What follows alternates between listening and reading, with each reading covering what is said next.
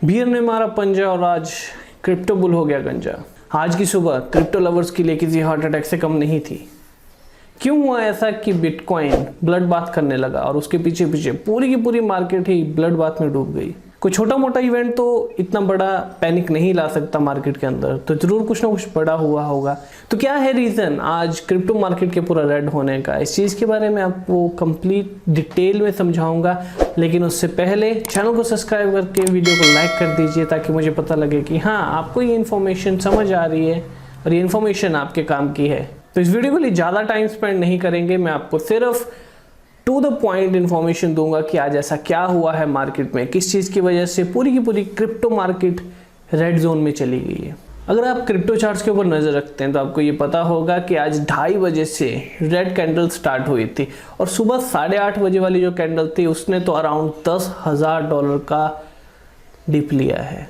अब ये खबर आपके लिए अच्छी है या बुरी है, खुशी वाली है या दुख वाली है, इस चीज़ को एनालाइज करेंगे, लेकिन पहले ये समझ लेते हैं कि ऐसा हुआ क्या आखिरकार मार्केट में। 2 दिन पहले आपने न्यूज़ देखी होगी कि टर्की ने बिटकॉइन और सारी अदर क्रिप्टो करेंसीज को बैन कर दिया है अपने देश में। अब उन्होंने ऐसा क्यों किया? क्योंकि उनका मानना ये है कि बिटकॉइन और अदर क्रिप्टो करेंसी के यूज़ की वजह से उनकी खुद की जो करेंसी है, जो उनकी खुद की फिएट करेंसी है, उसकी वैल्यू गिर रही है, लोग उसमें ट्रांजैक्शन नहीं कर रहे हैं। गोल्ड के अंदर कोई भी इन्वेस्टमेंट नहीं कर रहा है, किसी और एसेट्स में कोई इन्वेस्टमेंट नहीं कर रहा है, फॉरेन करेंसीज में कोई इन्वेस्टमेंट नहीं कर रहा है। सभी लोग जो हैं वो बिटकॉइन और अदर क्रिप्टो करेंसीज में इन्वेस्ट करने लग गए हैं। अगर इस साल के स्टार्टिंग की बात देखें तो टर्की के अंदर डेली 2 लाख से ऊपर बिटकॉइन और क्रिप्टो करेंसी के बारे में गूगल सर्च किया जाता है। क्योंकि बिटकॉइन किसी भी सेंट्रल बैंक की अथॉरिटी के अंडर नहीं आता है, तो गवर्नमेंट्स को उससे यही डर लगता है कि बिटकॉइन का यूज़ करके इलीगल एक्टिविटीज़ की जा सकती हैं। पिछले महीने टर्किश क्रिप्टो मार्केट में 16% का राइज देखने को मिला था इन्वेस्टर्स में। इतने ज़्यादा इन्वेस्टर्स क्रिप्टो के अंदर टर्क से उतर रहे हैं।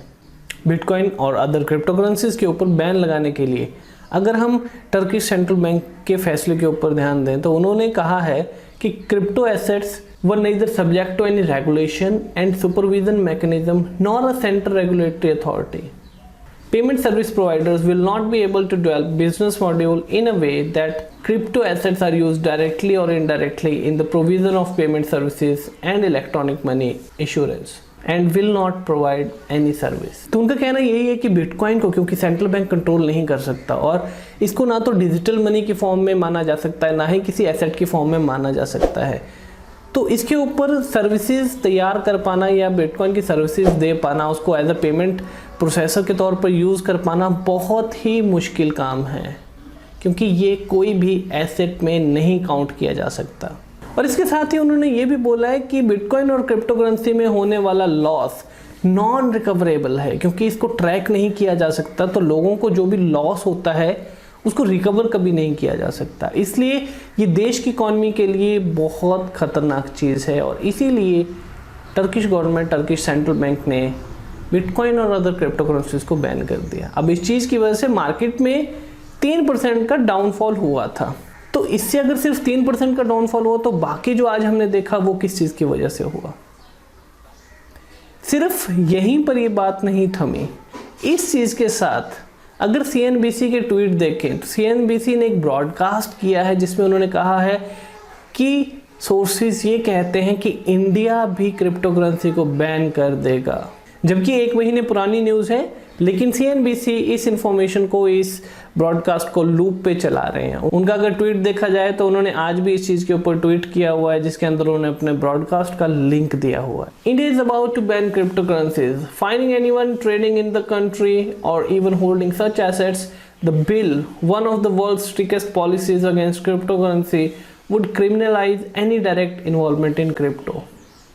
मतलब अगर आपके पास क्रिप्टो है, आप सिर्फ उसे होल्ड करते हो, तो भी आपको क्रिमिनल माना जाएगा। अब इस तरह की इंफॉर्मेशन अगर CNBC जैसा प्लेटफॉर्म देगा तो पैनिक नहीं होगा क्या? और उसी चक्कर में लोग FUD में फंस जा रहे हैं। FUD यानी कि फियर, अनसर्टेनिटी एंड डाउट। लोगों को समझ ही नहीं आ रहा है कि क्या किया जाए। मार्केट पे इतना क्रैश हो रहा है, लोगों को लग रहा है कि हमने इतने हाई पे लिया था, हम तो लॉस में जा रहे हैं। तो ये पैनिक सेल का एक मसला है। इसकी वजह से मार्केट जो इतना क्रैश हुई है। अब सोचने की बात यह है कि क्या ये आपके लिए फ़ायदेमंद है या नुकसानदायक है। देखिए, अगर आपने हाई प्राइजेस पे लिया था तब भी आपको डरने की बात नहीं है, क्योंकि आप तब तक लॉस में नहीं हो जब तक आप अपने एसेट को बेच नहीं देते, जब तक आप उसे लिक्विडेट नहीं कर देते। नो डाउट आपकी पोर्टफोलियो वैल्यू नीचे आएगी, लेकिन जैसे ही वापस से टच करेगा, क्योंकि बिटकॉइन के साथ ये बहुत बार हो चुका है, आपको भी पता है 2018 में इंडिया में बैन लगा था, 2020 अप्रैल में उसे हटा लिया गया था। उसके बाद से जो बिटकॉइन राइज देख रहा है उसे किसी से कुछ बताने की ज़रूरत नहीं है, आप सब लोग उस चीज़ के बारे में जानते हो। तो ये छोटे मोटे जो डाउन डिप्स आते रहते हैं, ये उन लोगों के लिए फ़ायदेमंद है जो और ज़्यादा एसेट को स्टॉक करना चाहते हैं। अब अराउंड 50,000 पे बिटकॉइन क्रैश होके गिरा था, ठीक है, अभी तो फिर से ये रिकवरी ले रहा है, लेकिन इतना गिरा था तो जो लोग चाह रहे थे, क्योंकि ये एक लॉटरी जोन था, बहुत दिनों से, बहुत लंबे टाइम से बिटकॉइन बहुत ऊपर चल रहा था, इतना नीचे आने की इसकी कोई उम्मीद नहीं थी, लेकिन इस एफयूडी की वजह से बिटकॉइन का प्राइस जो नीचे गिरा है, अब लोगों के पास चांस ये था कि वो फिर से अपने नए एसेट्स क्रिएट करें। आपने अगर ये मौका गवा दिया था तो आपके पास फिर से मौका था कि आप फिर से उस मौके को, उस अपॉर्चुनिटी को अपने हाथ में लें। तो अगर आपने उस अपॉर्चुनिटी का फ़ायदा उठाया तो कॉन्ग्रेचुलेशन, और अगर नहीं उठा पाए तो मैं क्या बोल सकता हूँ, ये बहुत अच्छा मौका था। बात यही है कि हमें इस तरह की किसी भी न्यूज़ के ऊपर इतना ज़्यादा ट्रस्ट नहीं करना है, और अगर मार्केट रेड हो भी रही है तो हमें ये चीज़ याद रखनी है कि कभी भी किसी भी चीज़ को कोई कंट्रोल नहीं कर सकता है। फियर में आके, डर में आके, अनसर्टेनिटी में आके कभी भी आपको अपना एसेट बेचना नहीं है, उसे लिक्विडेट नहीं करना है, क्योंकि हमें और ज़्यादा एसेट क्रिएट करने हैं। जितना हमें मौका मिलता है, जितना डिप मिलता है, उतना डिप में और बाय करना होता है। तो ये न्यूज़ वाली इन्फॉर्मेशन आपको कैसे लगी कमेंट करके मुझे जरूर बताइएगा, और अभी तक अगर आपने चैनल सब्सक्राइब नहीं किया है तो चैनल सब्सक्राइब कर लीजिए, क्योंकि मैं आपके लिए एक्सक्लूसिव न्यूज़ लाता रहूँगा, आपके लिए क्रिप्टो से रिलेटेड नई से नई जानकारी लेके आता हूँ। और साथ ही जल्दी हम, जैसा मैं पहले भी कहता रहा हूँ, हम ट्रेडिंग स्टार्ट करने वाले हैं, तो मैं ट्रेडिंग को बिल्कुल बेसिक से सिखाना शुरू करूँगा, एक एक छोटे छोटे एलिमेंट को हम कवर करेंगे।